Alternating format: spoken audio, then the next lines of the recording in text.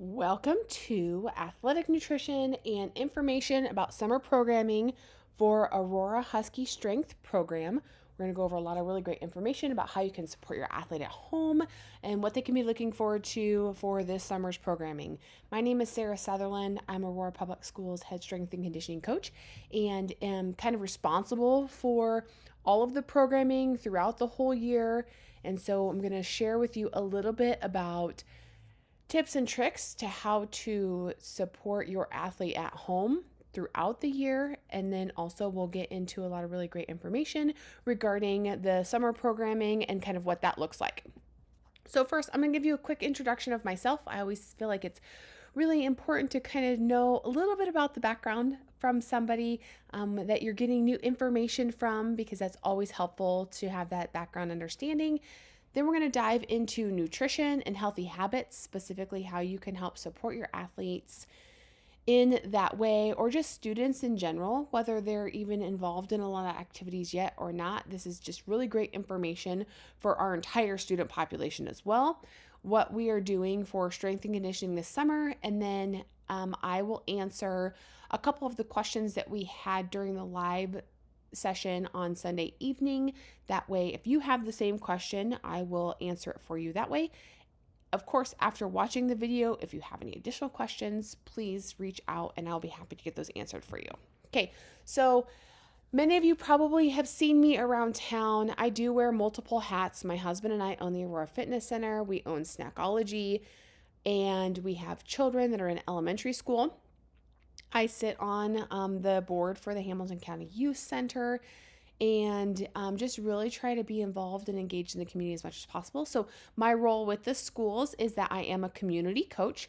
I also coach a couple of middle school sports as well, but have had the amazing opportunity this last year to kind of take on the head strength and conditioning kind of programming so that it can be very all-encompassing across all of our students, the ones that choose to be really actively involved in athletics, but also to just teaching them a healthy lifestyle and how to move well. My athletic and educational background does heavily come into play here. So I did not take maybe what you would consider a traditional path into this industry or this role.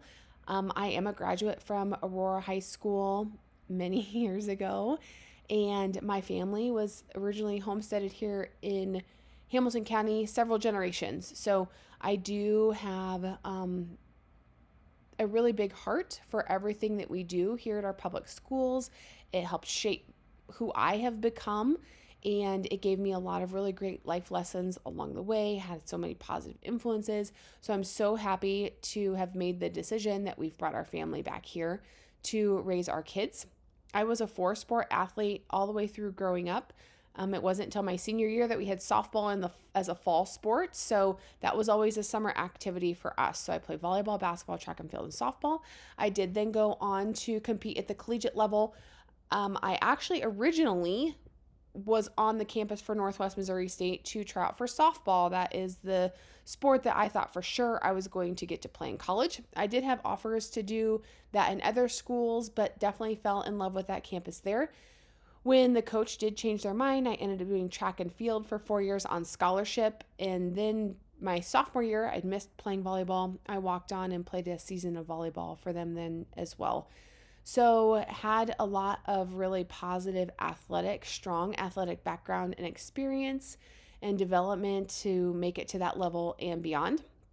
My formal education is in marketing and business management. I do also have my master's in business administration, which is why you see us owning the businesses in town. I had a corporate career then outside of college that was about 10 years in healthcare IT sales, and love all of those experiences that I can bring still at this point in my life, because a lot of those skills definitely transition over into how I kind of take a look at our strength and conditioning programming. From a professional certification standpoint, this is when then after college and being a collegiate athlete, I almost kind of felt like I was lost, if you will. I wasn't really sure how to stay healthy and move as just a healthy human being and a healthy adult. So it took some time learning what that looked like after a college career was done. But I eventually found my way into kind of personal training, learning deep dive in nutrition knowledge, group fitness, some different modalities with the TRX and kettlebells specifically. I do have a powerlifting certification as well. I moonlighted then personal training after, like before and after my corporate hours. So started gaining a lot of experience doing kind of that one-on-one training for several years in Kansas City. And a lot of those, whether somebody is 55 learning how to strength train for the first time, or if they're 12 learning how to strength train for the first time, there's a lot of similarities to just being at the very beginning. So had a lot of hands-on experience from the very beginning of teaching and coaching people on how to learn to move their body, learn to move well, lay the foundation, then to be able to load those movements with weight. So this industry requires that if you have a certification, you have to do continuing education units to continue to be recertified every 2 years. And so my CPR certification has to stay up to date. And then over the last 15 years, I've collected a wide variety of continuing education courses, certifications, just to be as well-rounded as possible, being able to bring all those different experiences into our youth, into our programming, and into our community. And so it's been a really fun ride. I am a firm believer that you should never stop learning. And so I love digging into the details of all of these different areas so that I can bring not only the most relevant information to our students in our community, but also to the most applicable and most current.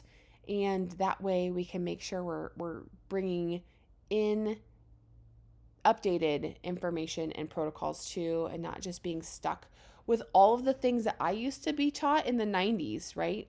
This area has definitely evolved and changed a lot over the years, and we've learned a lot more.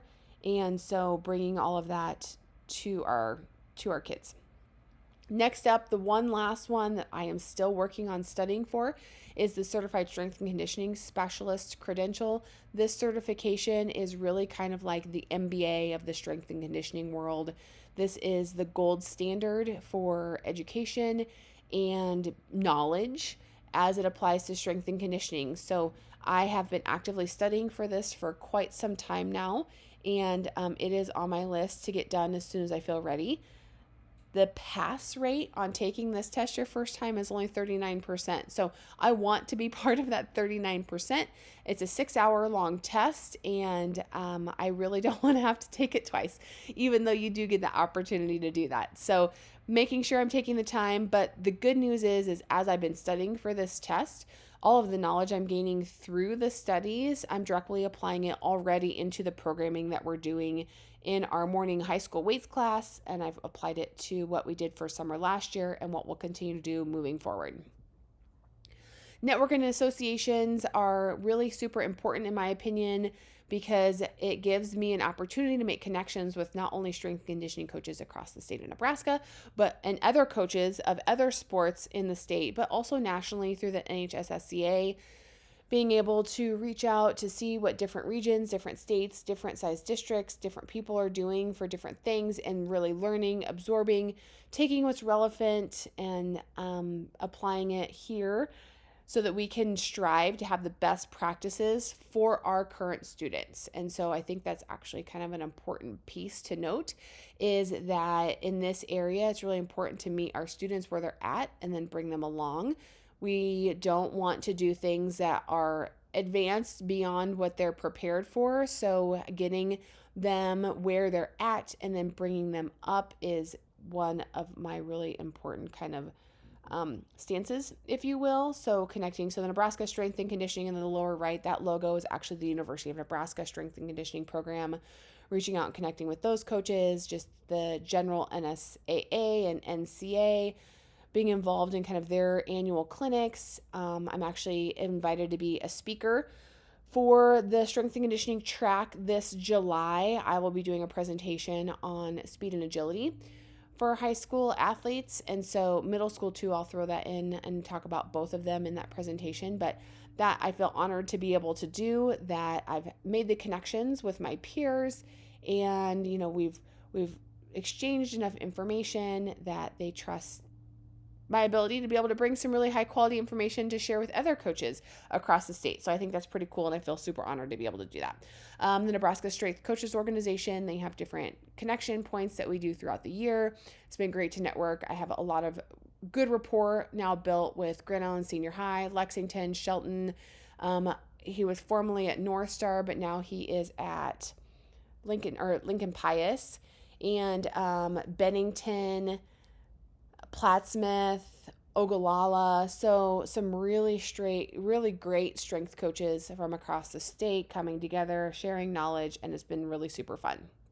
And then the national one is networking with those different areas too, joining kind of their regional training calls to connect and see what people are doing across this country as well.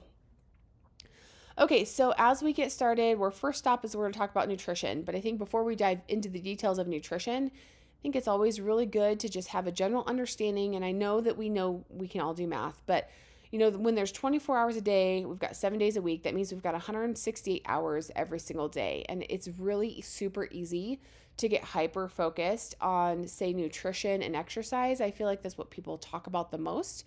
But we also have healthy habits in other areas that are the foundation for laying for good athleticism, building athletes who are as injury risk adverse as possible. And so, we really have to take a look at like the big picture of what's happening around the clock. And you as parents become a really big piece of that, right? Kind of how you're managing kind of your household, what the kids are able to do, what access they have to with foods, activities, things like that. So if our high school athletes, for example, that are maybe in a strength training class, or even if it's PE and they're lifting, 4 to 5 days a week, plus they're going to maybe practice every day if they're in season, that actually only ends up being 8.9% of their time throughout the week. And I think we could very quickly see that may or may not move the meter as much as we think it will, because if we are not also paying attention to what we're doing that other 91.1% of the time, our efforts can very quickly be diminished. Even if we're doing those things really super quickly, when it's less than 10% of our time, some of the rest of it can overshadow that work that we're doing. So how do we focus specifically then on nutrition? We are all consuming foods. So how do we consume the best foods possible to give our kids and our families? So as I go through this, I will referring to the athletes a lot, but just know that in my adult coaching experience, this is all of the same information that I talk to about adults. So this is not specific to just the kids or middle school, high school age kids. This is for your entire family. This is great information to just know maybe it's time for a kitchen makeover or changing a few things to have a different focus, to just kind of really dial in on the nutrition side. So a lot of the things I'm going to talk about are probably things that you've heard before. They're simple, but simple doesn't always equal easy, especially with what we have access to that's fast. We're all living busy schedules. We're going through, running from activity to activity. Lives are just busy and crazy. And so I definitely understand that with 4 kids, and they haven't even hit the busiest part of their lives yet, and it's already busy. So how do we take these simple concepts and find ways to implement them into what we're already doing, even when it's not easy? Because it isn't. If it was that easy, everyone would already be doing it, right? So here's a quote that I love from Dr. John Berardi. Precision Nutrition is where I have all of my nutrition certifications from. I've done some continuing educations through some different resources too as well, but those are kind of my foundational ones. And he is quoted to say, if a food is in your house or possession, either you, someone you love, or someone you marginally tolerate will eventually eat it. If a healthy food is in your house or possession, either you, someone you love, or someone you marginally tolerate will eventually eat it. So what this does is this kind of brings up this whole idea and the power of our control of our environment versus our control of our choices. And each semester, at the beginning of every semester, I poll our high school weights class and ask them to fill out a form. And we kind of talk about who does the grocery shopping in their house. And out of the 100 plus kids that we've had over the last, 3 semesters take that survey, I've really only had a small handful of kids that have raised their hand that they help participate in the grocery shopping. So that leads me to believe somebody else in their house is actually doing the grocery shopping. And so, especially for students, it makes it even harder for them to have control over their choices when they have very little control sometimes over their actual environment. And so, you kind of take a look at this and you wonder, okay, what's actually the easier thing to do? It's actually quite easier to control our environment, because if what's in our environment, what we have access to, what's easily accessible, we are going to be more likely to eat that than if we have things around us that are close and we're relying on, say, willpower to make certain choices over another. That makes it exponentially more difficult. So how can we kind of surround ourselves with choices of food that are prepared already, they're easy, and they're kind of following what my next rule is, which is choosing as many single ingredient foods to make grocery shopping a lot simpler. So simple doesn't make it easy. When you go to the grocery store, it's overwhelming. There's so many different choices. But if you use and implement this single rule, I will also call it my 1 ingredient rule, but I didn't want to have to make a new graphic, and this is the one that I found, which is like perfect. So we're using it. So 1 ingredient, single ingredient groceries shopping is a great start. So if we kind of take a look at the images that are in the picture, if somebody was to ask you what's in an apple, you're going to say apple. What's in a carrot? You're like, well, that's a carrot, right? We're not having to pick up a box and turn it around and look at an ingredient list. So grapes, we've got grapes, snap peas, shrimp, chicken, beef, tuna, there's rice. Grains are an amazing source of carbohydrates. Oats, nuts, olive oil, it's just the oil from olives. So even if there is something that's in a bottle like that, if you turn around and look at the ingredients, then you can see that it's just, olives. Or I don't know, actually, I haven't looked. Maybe it does say olive oil, which is interesting because that really wasn't the ingredient. It's the byproduct of the processing. But anyways, I digress. But even pasta, if you were hold up this pasta noodle, somebody's going to say, well, that's pasta. That's spaghetti. That also qualifies as a single ingredient kind of grocery. So it's important to note that, when we are talking about food, especially with our kids that are growing and changing, foods are not necessarily good or bad. Okay. We don't necessarily want to go down a path of making anything like you can't have it, because we've learned from human behavior that the second we tell ourselves that we can't have something, then we want it, right? And so the reality is, if we can focus on the best choices possible, it's not that we can't have some of the rest of the stuff, but it's just how much of what are we choosing to eat, right? So we can take a look at things differently and say, okay, these are your always foods and these are your sometimes foods. So we do this in our house. We talk about these are your choices always to make a meal from, to make a snack from. You don't have to ask me about, grabbing an apple or some carrot sticks, some cheese. That's also a really great one too. But when we take a look at, here's your sometimes foods, these are our sweet treats, right? Like, these are the things that you're like, okay, I can have them just sometimes. And then I always encourage people to pay attention to how those things make you feel. Because if you don't feel well when you eat certain foods, that can also be a really good kind of data point of, is this what I should be eating? Does it make me feel well? Yes or no, right? Does it give me energy or does it make me feel sluggish? Does it hurt my tummy? Yes or no? Does it even make me feel guilty? If we have feelings of guilt, and we don't want that either. So it's like, how can you kind of rearrange the choices to focus on the things that are more in like that green so that you can always have them, okay? So Wendy Urbeck is a registered dietitian, and she heavily focuses on content that is specific to athletes. And I just love her stuff. She does such a great job. She nails it all the time. And she does a really great job too of telling you, here, let's focus on all of these things that you can do and what you should be doing. And so here is kind of a short version of my list that she has put together as like an athlete's grocery shopping list. And so you can see there's the 4 categories. we want to make sure we're having protein, carbohydrates, healthy fats, and then she also has this hydration in here. If you will notice, we do not have anything in here that says Alani, Celsius, right? We are typically focusing more on water. You don't even have to spend the money on like element packets. You can do your own home mixes with just a little bit of table salt and sugar and some water and get a really good hydration drink that way too. So it doesn't have to cost money. We just need to be really super smart about the choices that we're making and setting our kids up for success. And honestly, this is a great list for families in general and parents as well. So, how much should our kids be eating? I will tell you pretty much across the board, our students are not consuming enough food.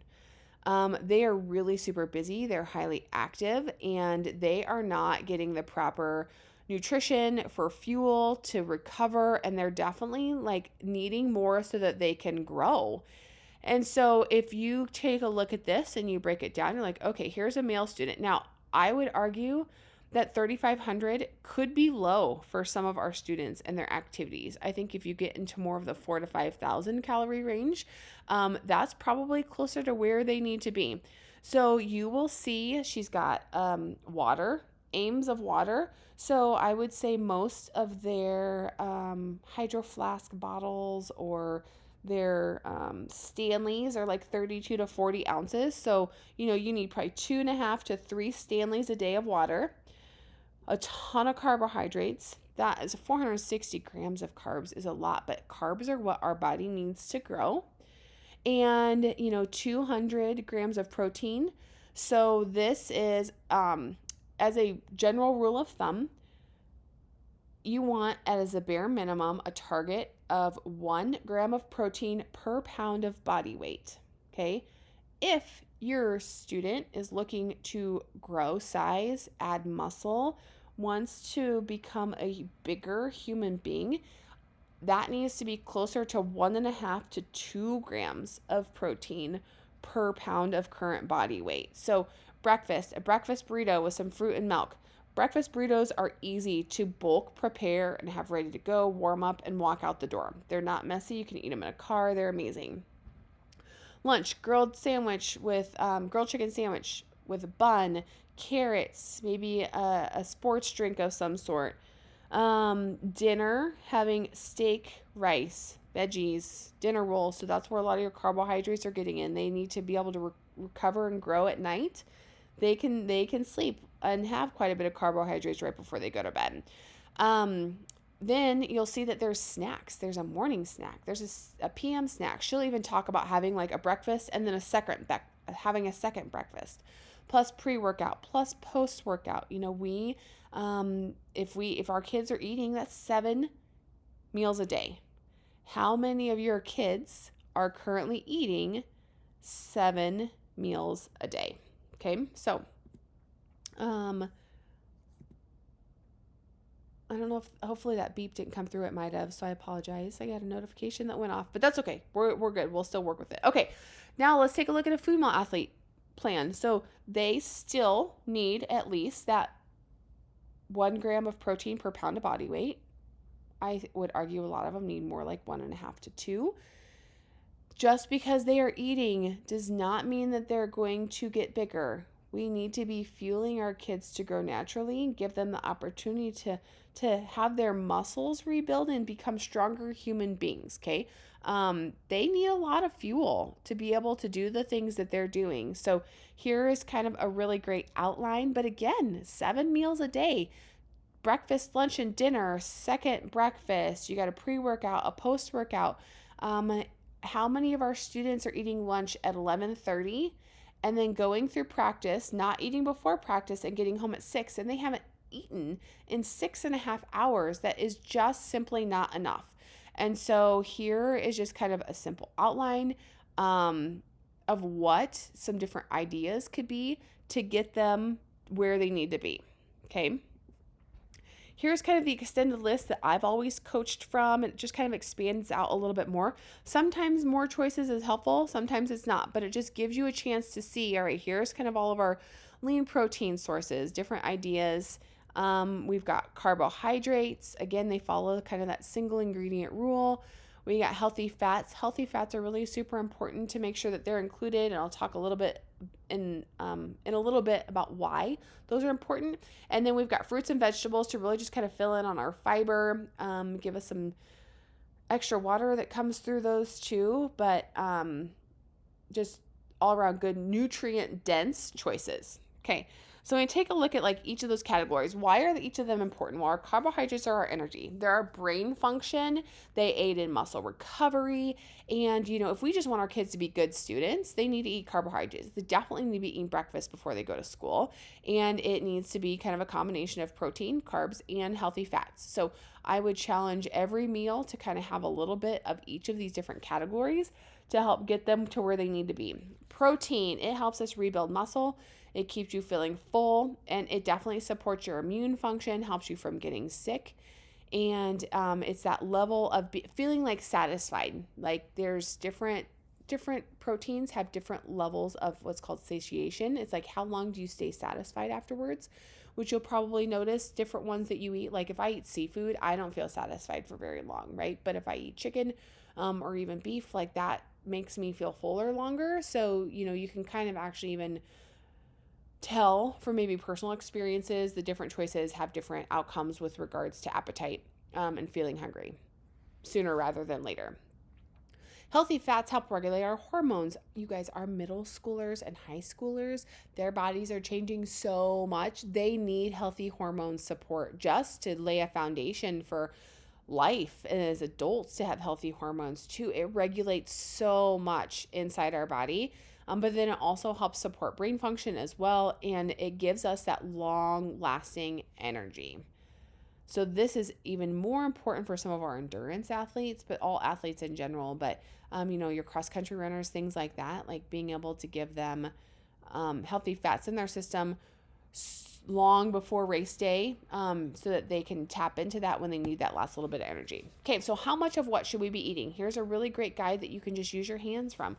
So a protein is approximately the size of one palm. So you think of a chicken breast, it's about 25 grams of protein. Okay, so one chicken breast is 25 grams of protein. If we're trying to get to 160, 200, think through the volume of food that our kids need to be consuming to grow and to support all of their current activities and give them the energy, right? They could be a lot more solid in size for sure. A fistful is approximately a cup. Those are kind of your veggies and even fruits. As a cup, carbs is like one cupped hand. So like for oats, for example, it's like a half a cup of oats. Half a cup of rice is always a good kind of indicator there. And then your fats, think of it like a tablespoon of peanut butter. That's kind of one considered serving. So if you look through this, you're like every meal, this is an easy way to kind of measure out, okay, I got a meat, I've got a carb, I've got some veggies / fruits, and some fats in every single eating occurrence. All right, let's talk about drinking water. So her general guidelines were up to 100 ounces. I tell the kids throughout the summer, especially in June, I'm like, you need to be going through 2 Stanleys every single day. It's not just when you're actively participating in stuff. It needs to be constant day in and day out to stay well hydrated.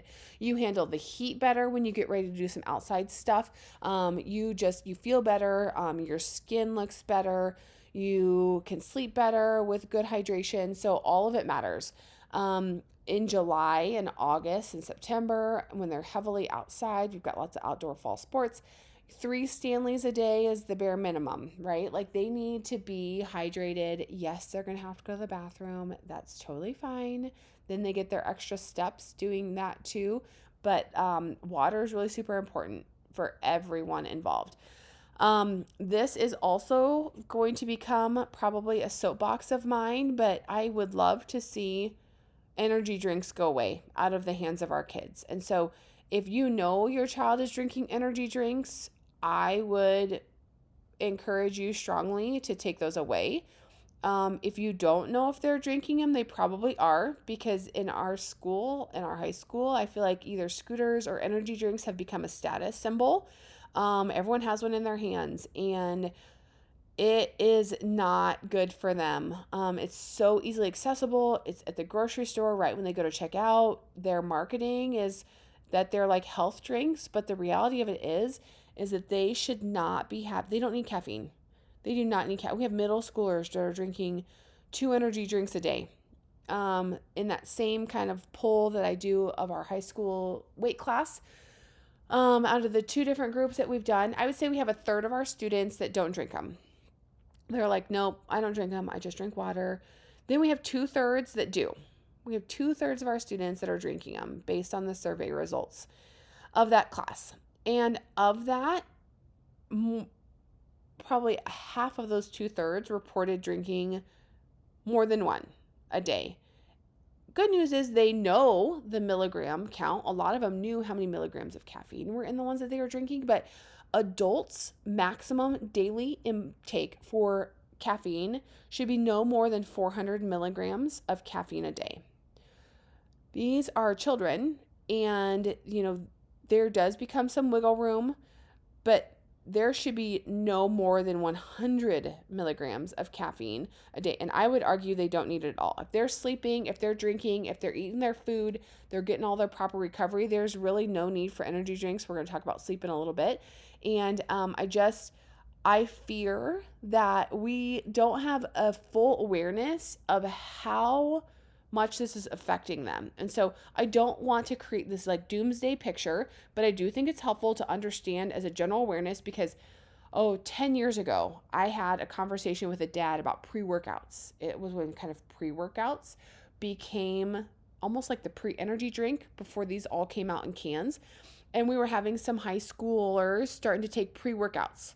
And pre-workouts, same thing. They have 200 to 300 milligrams of caffeine in them. They were mixing them in their shakes. They were doing them before they were in the weight room. And the thing with pre-workouts is you are expected to cycle off of them every 3 to 4 weeks. They're not supposed to be a constant. But if you are not aware of that very important detail and you're not cycling off of it, what happens is your body adapts to it, you get used to it. And so then what happens is you don't get the same effects, that same pump, that same energy that you did when you first started taking it. So then you start adding scoops.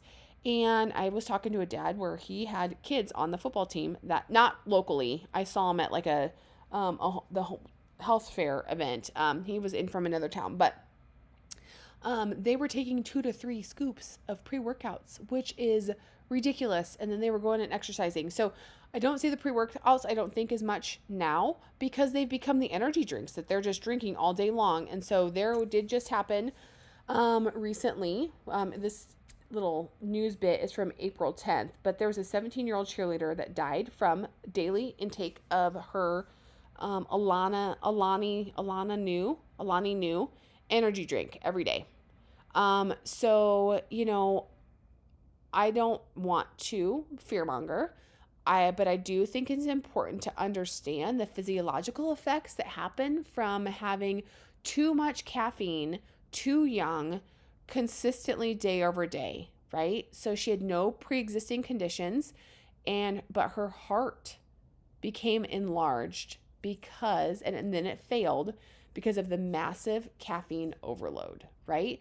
And so, this parent, they were suing the company, which we just need to have a general understanding about what our kids are drinking, what they have access to, and it's not good. Have the conversation with them.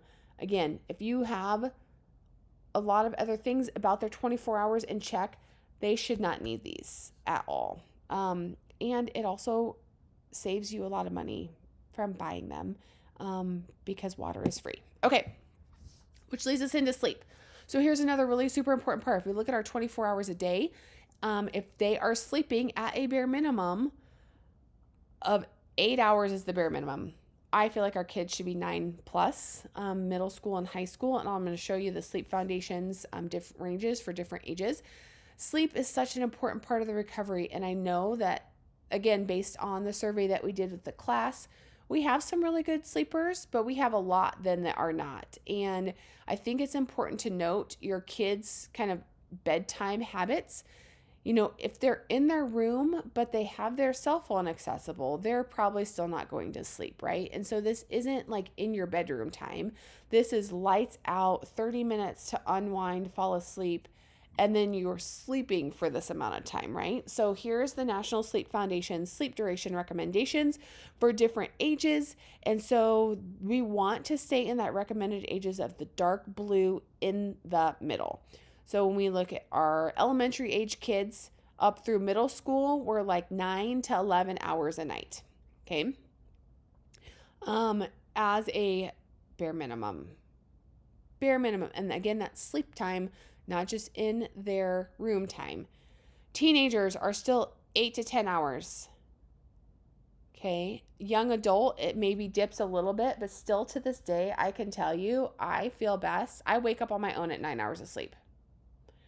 And that's pretty much been the story of my life. All through college, I was in bed by 9 o'clock at night. And I know that I was probably not the norm. But I just have learned over the years that as long as I sleep, I am not irritable. I have patience. I have energy to do the things that I want to do. I have the brain function to get through all of the tasks that I have throughout the day. So there's all those different areas that come into play when we look at our sleep. Another reason why we really want to focus on sleep is how much it has a negative impact on increasing your risk of injury. So this graph is showing us if your child sleeps 9+ hours a night, they have a significantly lower percentage risk of injury occurring from their activities. If you are getting that 6 hours of sleep and that's become your new norm, you have a 75% chance of picking up an injury, which is crazy, right? Injuries change lives in a lot of different ways. I had an injury, it completely changed the course of my life. I wouldn't say it was necessarily a bad direction, but it completely changed the direction of my life. And so I kind of approach everything that we're doing is how can we minimize the risk of injury as much as possible for our kids. I don't want to see the ACL injuries. I don't want to see the labrum tears. I don't want to see them out from torn muscles, right? I want to make them as injury proof as possible. Of course, I can't eliminate everything because our freak accidents, that one guy that comes in and takes you out the side of the knee, we can't eliminate them all, but I am definitely trying my hardest to make them as injury risk free as possible. And so that's why we're being proactive about talking about the nutrition and the sleep and the water and the recovery because of how much it all goes into play. So proper recovery, our kids have to be resting. They have to be sleeping. They should not be doing, if they're lifting once a day and they have sports practice, that's plenty. They don't need to be doing more than that at all.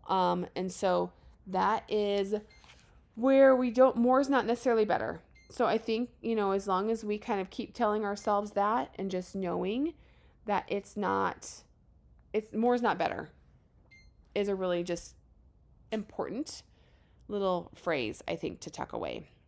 That rest, sleep, recovery are part of the process. And I would consider that to be one of our big rocks. So I really do love this graphic because this shows us the big rocks, in my opinion, are sleep and recovery, nutrition, strength training, hydration, right? So those big rocks need to fit into our jar. Everything else is kind of extra, right? It moves the meter a little bit, but not a whole lot.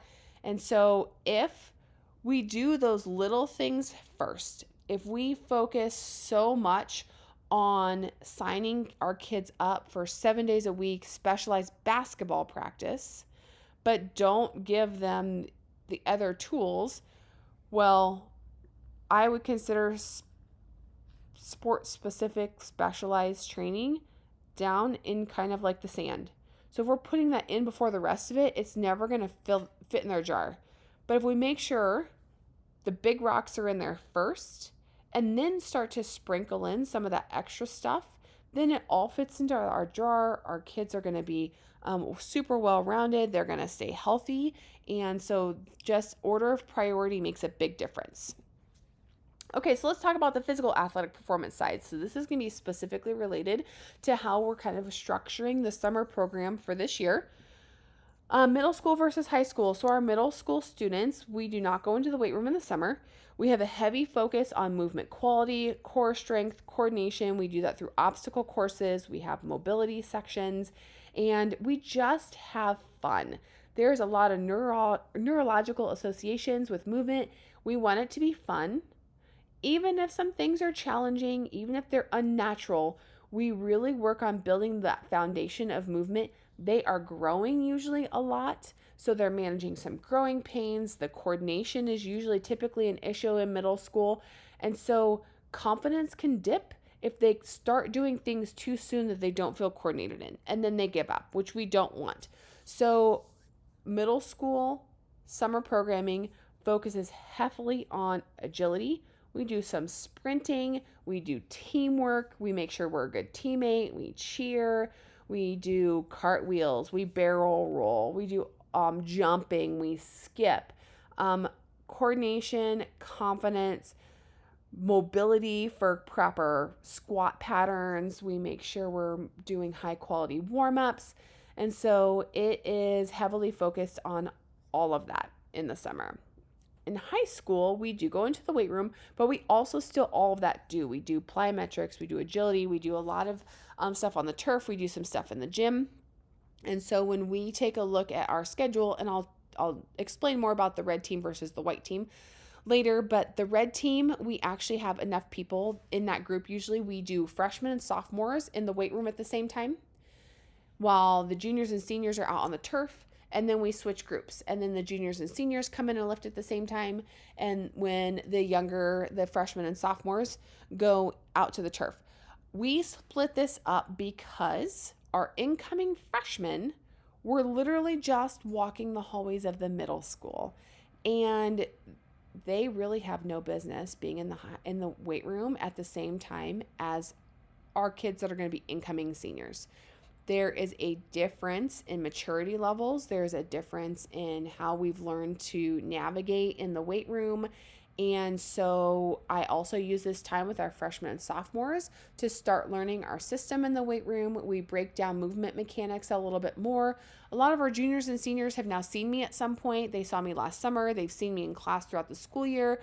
We are there with a lot of them, and so we can kind of focus on the specific needs of those two groups a little bit more individually when we kind of keep them in their own groups. So we focus a lot on movement patterns with the freshmen and sophomores.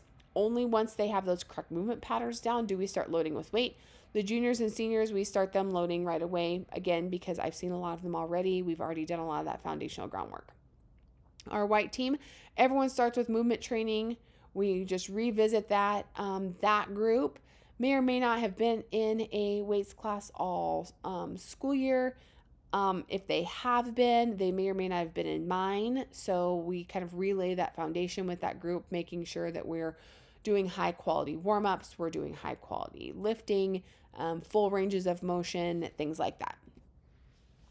So in addition to the kind of the weight room pattern, what else do? We make sure that they do have that proper warm-up.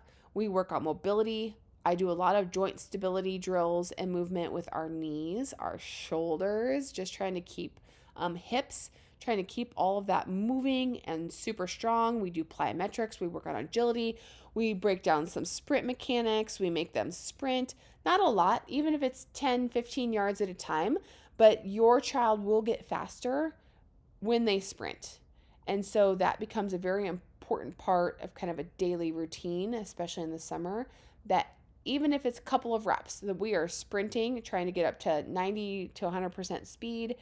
We work on change of direction drills. This comes in super helpful when we're looking at that transition over to sport, making sure that we can cut, we can turn, we can start, we can stop on a dime, so that we stay nice and healthy then when we go into our games. Strength training, talk about that in a little bit more detail. I'm going to show you this video about kind of why we strength train, what kind of happens, and how this is all kind of start piecing together.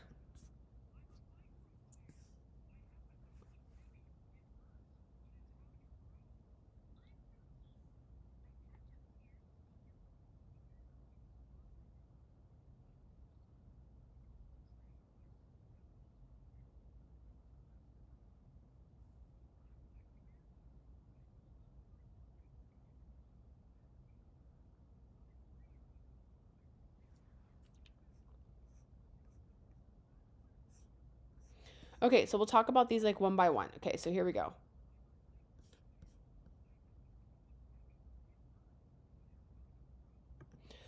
Okay, so this is one thing that we've really worked on this school year, getting our kids to understand that strength training requires you loading the bar enough that you are forcing your muscles to get those little tiny micro tears, because that's how then it repairs and builds back stronger.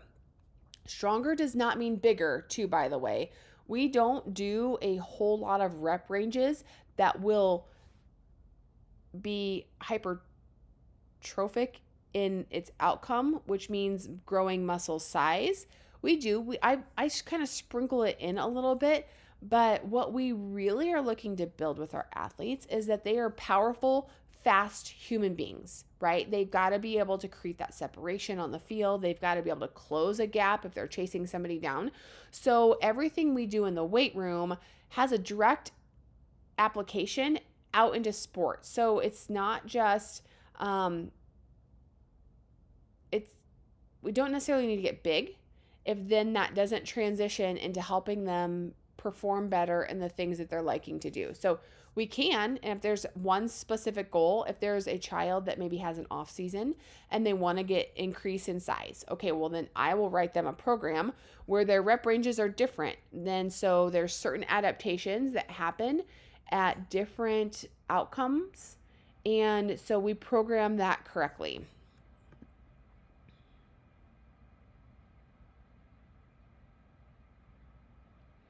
Okay, so that's our protein. We have to consume our protein. That's why post workouts, Wendy Erbeck does or Earlbeck. I think there's an L in there. I always say Erbeck, but then I'm like, well, nope, it's Earlbeck. Anyways, she, that's why we do the post workout meal. We got to make sure we're having protein and even actually carbohydrates, because carbohydrates help replenish all the energy stores that we've depleted in exercise, but protein's actually patching up the muscles.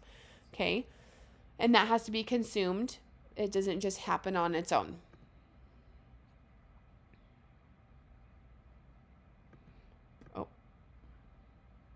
Okay, so that's the rest and recovery, right? We have to take the times off. We have to make sure that they're sleeping correctly. We've got to give them that chance to make sure they're drinking their water. I program the exercises out to kind of have some natural, like they're not lifting full body 4 times a week going at it, right? We have 2 heavier days. We've got 1 kind of easier day, and we kind of create a natural pattern.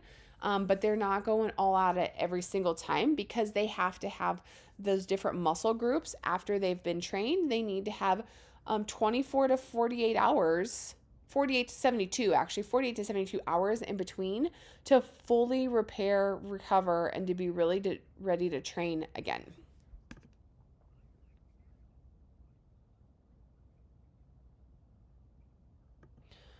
So we are also learning that lactic acid feel versus the feelings of I tore something, I'm injured, right? Like we can learn those different sensations and learn how we can push through things as long as our form is still good, versus quitting because we're starting to feel that little burn. We've got to learn mentally to push through that burn, because that is how we adapt, right?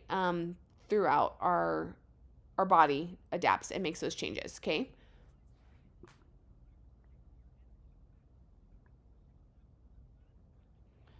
Okay, so creatine, if you say follow Wendy, you'll see her talk a lot about this is a supplement that can be ingested daily.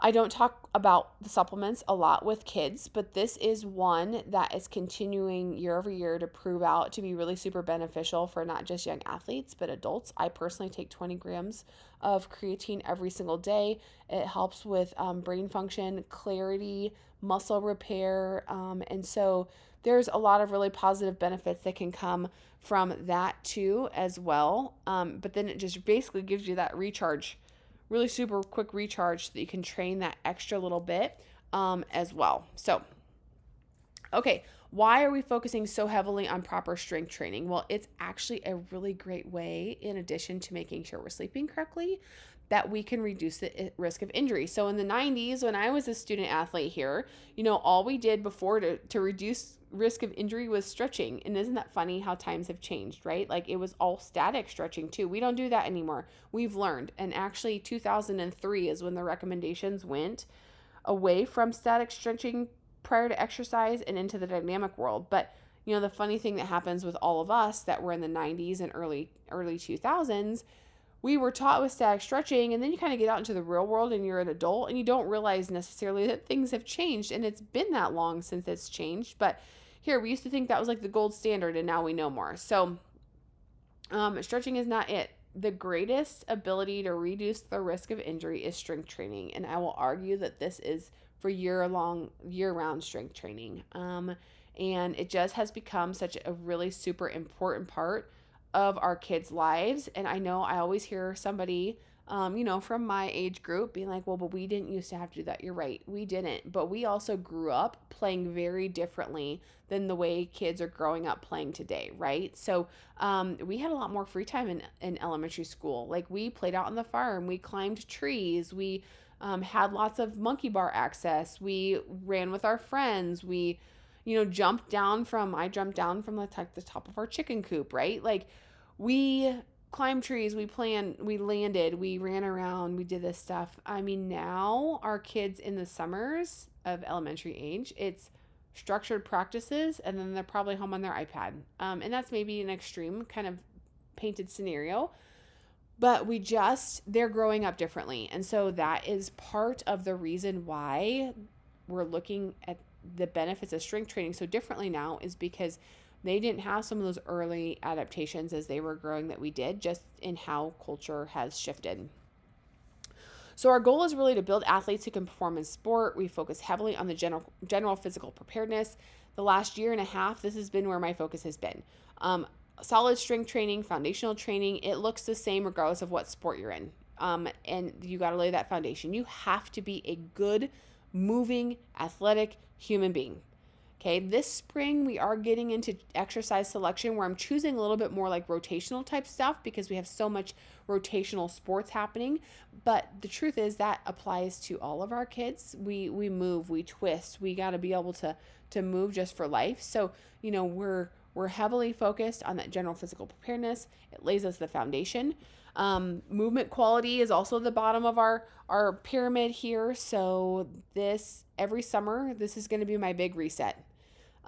Everyone's going to kind of step back, make sure that we are moving well, we're moving correctly, and then we can kind of go up from there depending on how they handle that. I will choose exercises that they're ready for, and then we get to keep building and being like, okay, now let's understand what it feels like to have some intensity in here, the volumes that we choose to do. How do we now progress and get stronger with those? Making sure that we're resting correctly. We do everything on a timer in the weight room that also builds in then our proper rest periods. And so we've got a very defined process to kind of build all of this in. The Essentials of Strength Training and Conditioning is the book that the CSCS test is foundation on. And so that is where the information that I program from is coming from, sticking to those standards and those guidelines as much as I possibly can, because I feel like it gives us kind of that gold standard. I also do use the Rebuilding Milo book. Kids are learning to talk to me about things that are maybe bothersome before they become an injury. And so, I think in the past they've maybe been a little hesitant to talk about their aches and pains and things that are bothering them because they didn't want to have to worry about whether or not it could affect playing time. And so they just didn't talk about it. They just kind of tried to push through it, and really been proactive about letting them know and encouraging them, hey, if something doesn't feel like normal, I want you to tell me about it, because we can either have a modification or we can put a proactive plan in place. Let's see what's going on. We have an amazing athletic trainer. Like, Jordan is just awesome, and he's, right there before practices. We can have him evaluate, figure out what's going on. We work together perfectly to put a plan in place. That's aches, pains, those things that don't feel quite right. We can be proactive with strengthening those weaknesses before they do become something where they're injured and then out, right? There are textbook definitions of how every movement should look, and not that every kid is going to look exactly textbook, but this is kind of what we are building on and making sure that we're getting as close to this as possible. Now you might wonder, well, why does everyone's squats not look the same? Well, it has a lot to do with our mobility and our bone structure. The way we just move in general. Like, two people can both be 6 foot tall, but one can have a shorter torso than the other. And so their femur bones, which is that top part of your leg, can be different. And that affects how we look when we strength train. And so there are specific aspects of a lift that I look at to make sure that they're staying safe, and they're braced correctly, they're hinging correctly versus squatting. But your bone structure will make a big difference on how your squat will actually look. So the days from when I was coached that, your toes had to be forward, knees forward, chest is up, is out the door. It's not the way we coach squatting anymore. We want to make sure we're getting at least a parallel, if not a little bit below. Sometimes our chest can stay up, but if we have a really long femur, it's going to kind of tilt us forward a little bit. Last year we got 2 safety bars and some handles for our really tall kids that have been game changers, to give them the ability to still feel confident in squatting low and getting down without tipping over. And so making sure we have tools to put them in the best situations possible to be able to get the adaptations they need is really important. We do not do this in the summer this year. We do it in the school year, but I did just kind of want to bring up the fact that the weight room, we've been doing velocity-based training. And what this does is this helps us take into account if a kid's not well rested or properly fueled, and they just are kind of feeling like a little bit off that day, you're not going to be moving the same that you do a day that you're like powered up and ready to go. And so when we use velocity-based training, it is testing the bar speed. And with certain targets of the bar speed, it gives us different adaptations for output towards sports performance. So we go through and we have different targets based on different programming blocks that I do for them to get, okay, we're working on speed strength, or how are we getting, where are we going at, what are we trying to accomplish this block, and giving them those ranges. Then based on the bar speed, that specific day, they will change their weight. So think of those days, especially like during basketball season, when the kids are getting home at like 10 o'clock, 11 o'clock at night off the bus. They probably had a shorter night of sleep. They're not going to feel super strong the next day. This helps us then adjust the weight to meet them where they're at for that specific training day, instead of overdoing it to put them at risk of injury. So nutrient timing is really important regarding strength training. So, you want to make sure you're eating something before your strength training.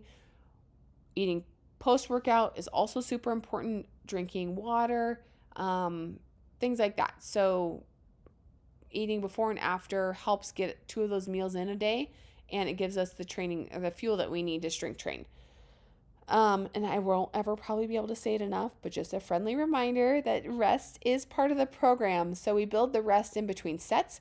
Our kids have a tendency to want to rush through things. They want to have reps be really super fast. They want to just rush into the next thing. And when we are looking at how our body responds to the training that we're doing, resting is absolutely part of it between certain sets. So it helps give your heart rate some time to come back down. So we're also getting some cardiovascular benefits of like having our heart rate rise and fall, but then it also gives our muscle groups the rest that they need in between sets to properly recover, so we can do another full on set with maximum output. Okay, so here's our schedule. This is what it's going to be for this summer. Next summer it could look completely different. I have some different ideas.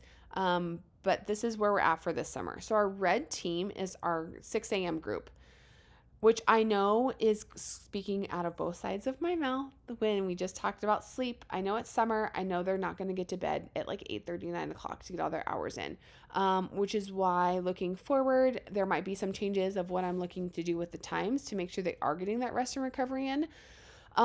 But this is what we've got this year. So it helps us also to have access to turf for all 3 groups, which I like getting them outside. I like them being able to use that space. If we go much later, we would definitely lose access to that because it just starts to get really hot later in the morning. So red team is high school boys except for cross country. White team is all of our high school girls plus the entire cross country team. And then our middle school group is our incoming 6th, 7th, and 8th graders. Okay, high school, which is our red and our white team, they will come in Monday, Tuesday, Wednesday, Thursday. Middle school, you will come in Monday, Tuesday, Wednesday. So 3 days a week. And then we will have moratorium off. So this will start the first Monday in June. We'll come back and we'll start the first Monday in July. So each one is for 4 weeks. When we move into July, we have a lot of kids that detassel. And we also then bumped our high school football lift to right before their evening practice. So they used to have to come in do 2 days. Last year we changed that and it worked out really well just having the kids come in 1 time a day. So it kind of gives them some freedom. So that 6 a.m. spot is only for June. You know, we can do anything for a few weeks and make it all work. And so that's kind of how that all lays out. And those are the times. So with readjusting a few things with the times, I do have an extra 10 minutes now with middle schoolers this year, which I'm super excited about because we'll definitely be able to use that with them. So then July, the all ages session is from 5:30 to 6. We usually have the middle schoolers down on the gym floor, and then the high schoolers get to go up and do their lift, and it worked out really well. We'll do that again. The preference is if you can still come for your morning session, you should do that because it's longer, we do more, more is included, and so you really should still come. That 5:30 slot is really for our kids that are detasselers. Or if for some reason it doesn't work for them to come in the morning, you really should still come in the morning. It's really just for those that they have a direct conflict starting in July. And then high school lift doesn't usually go that full hour. I think last year we maybe just did like a 38-minute or 40-minute lift, and then they went out and did their practice. So they'll be able to do that. Now, registration is 100% required for your child's ability to participate in the summer program. It must be completed by a parent because there is a waiver for you to sign. All right. We will also do the Iron Husky again this year. So how Iron Husky works is it is a t-shirt at the end of the summer, or it's the beginning of the school year actually, because once we get everyone figured out, then we got to get it ordered and we get it to them. But it is a 80% attendance to summer programming. They do also get included in that up to 5 excused absences for family, school-related events, or community events. A family vacation for a week knocks out quite a few days, right? And so they do have up to 5 excused absences that can count towards their 80% attendance. So they still do even have some wiggle room for missing a session here or there to still be able to achieve Iron Husky if that's a goal that they want to achieve. So, that matters more to some than others, but that is kind of how that works. If there is a session that they want to be logged as an excused absence, that has to be entered into the Google form prior to missing. So it's also teaching them some accountability, responsibility, and planning ahead that has to get logged in before then. So I know our middle schoolers, that can be tough when they don't always have devices at home, but everyone will have access to the Google form link. They can just borrow your form, or they can use it on a desktop computer at home to proactively log. And if they know specific dates at the beginning of the summer that they're going to be gone, they can log them right away at the beginning of the summer. They just have to be time stamped before their specific session started for that day. It can't be like, oh shoot, I was supposed to be there at 8:10 and it's 8:15 and I forgot I have this today, so I'm not going, and then log it, I won't count that. Okay, so they've got to be proactive, plan ahead, and I'm holding them accountable. Post-workout nutrition this year, everyone's going to be leaving with a bottle of either chocolate milk or strawberry milk. Last year we did the protein shakes and protein bars, which was awesome. It was great. I really just wanted to move towards something that they also then had access to throughout the year. And we now are serving that as an option in the cafeteria that they can go through and get in the mornings and during the day. And so that is why we're making that switch over to that. So that's our post-workout nutrition this year.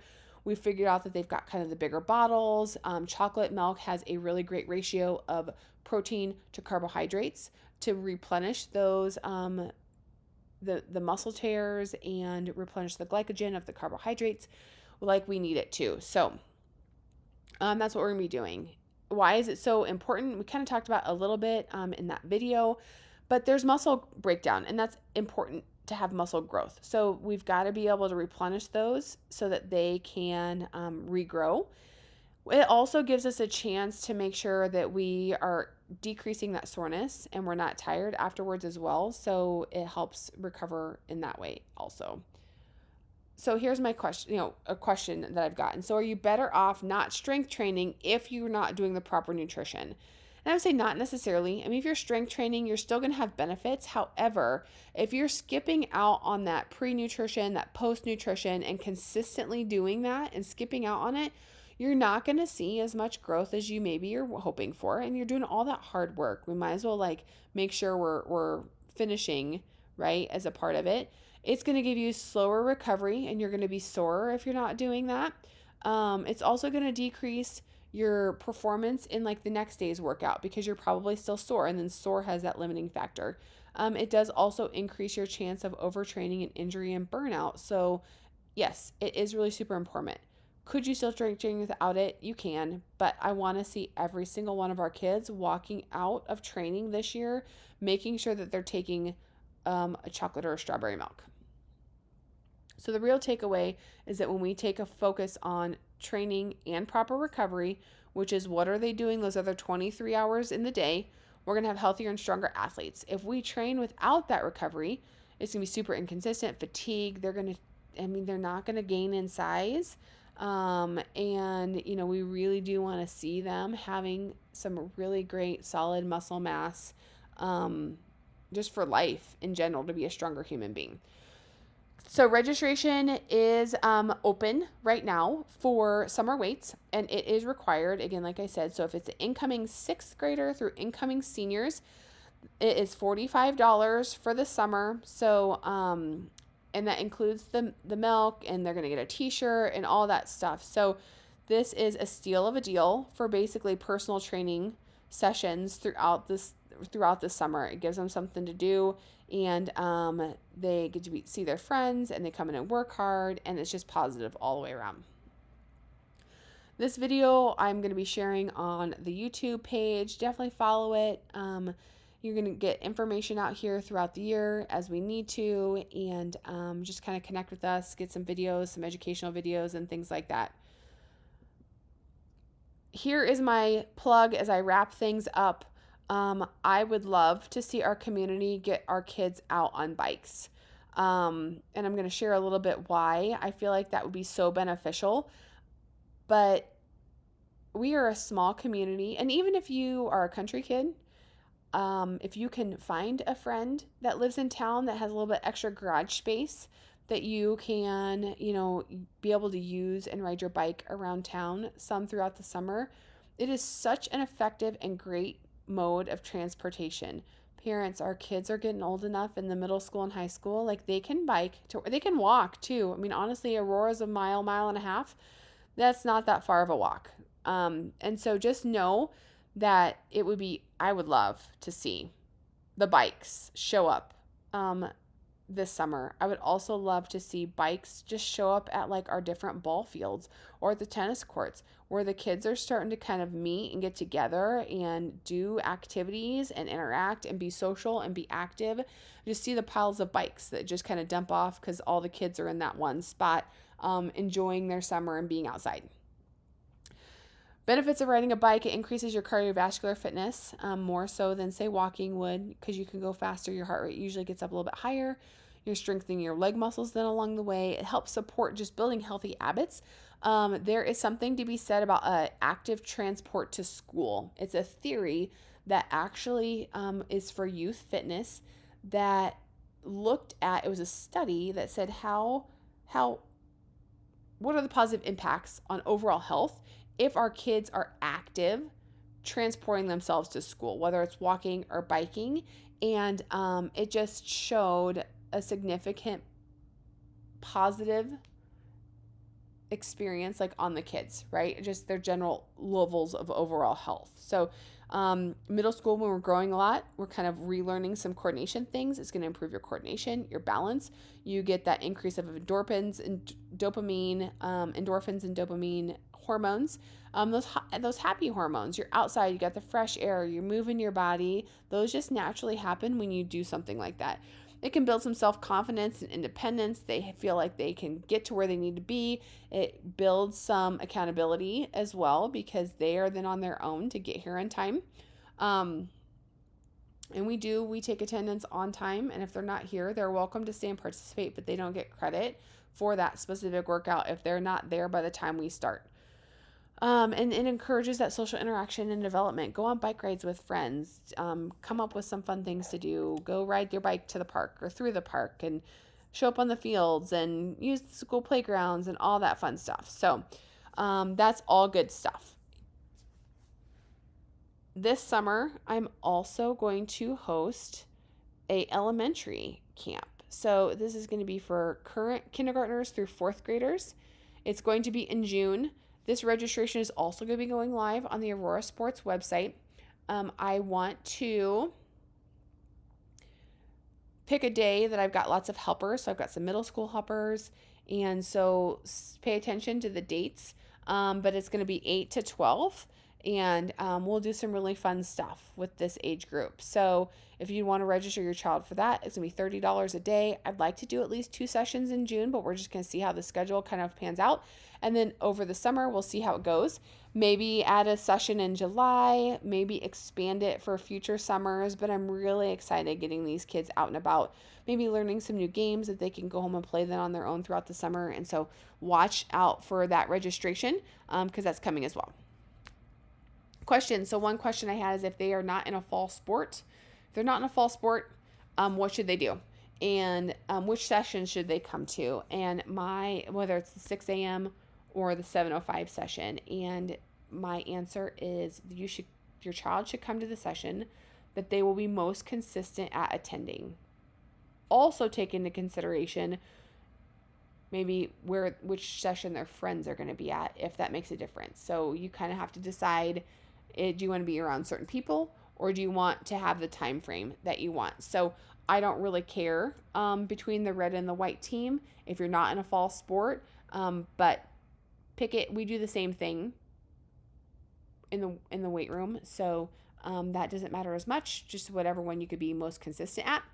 The other question we had on Sunday was, if I have a very active middle schooler and or even high schooler, and they're already doing other things, they're signing up for camps, I'm taking them to this, we're going here for that, like, where does this fit in? And my answer is, it depends. Everyone will be a little bit different. Every family might make a different decision. I would love to see them in the summer if they can come. And my caveat to all of this stuff is, if the child is driving it, the child is the one that's wanting to do it. The child has the motivation. They are energized. They're happy. They're getting well rested. They're eating food, and they want to be the ones that are going and doing this. Then yes, be active in as many things as you can. If you're starting to see that there's signs of burnout, they don't want to go, they're tired, their energy is really super low, maybe it's time to back off on a few things. So that's really kind of up to you. I would love to see them as many sessions as it works. It's okay if it only works out once a week. I would be happy to see them that once a week. Obviously, once you register them, you're registering for the program, whether they come or not. But even if it's just for a little bit, I would love to have them as much as they can, as long as it's that decision is being made by the child and they are getting all of the other things in the 23 hours, in check. So they're getting their food and their proper fuel recovery, getting their rest, all into place. So that is it for my presentation. I went a little bit longer than I was expecting, so I'm sorry about that. I hope it was informative. I hope it was helpful. If you have any questions, please don't hesitate to email me. I'm happy to help. Registration is, currently open for summer weights. It does close May 5th. So registration will officially end May 5th. Your child has to be registered to be able to participate because we need the waivers signed and they have to be paid. If you, so all of the details, go out there on the website. There's additional details with that and different payment options, things like that. And let's see what else. I think that's pretty much it. We do have to have them done by May 5th because our Dog Pound Designs does our t-shirts and they need to have time to be able to get things in and get it done before the school year's out. So that's why it's May 5th deadline. So please, parents, be responsible, be timely. If you're watching this now and it's already a yes, go on and get it knocked off, the registration. I cannot tell you how many times managing kind of the Aurora Sports website that the registration will close and the messages I get the following day. It's been open now at this point for a few weeks. Be responsible, take care of it, get your kids registered, check it off your to-do list, and that way it's all set and ready to go. Please don't wait till the end. It helps everyone involved to just get it done and get them registered. So if you have any questions, please let me know, and I'm looking forward to seeing your child active this summer.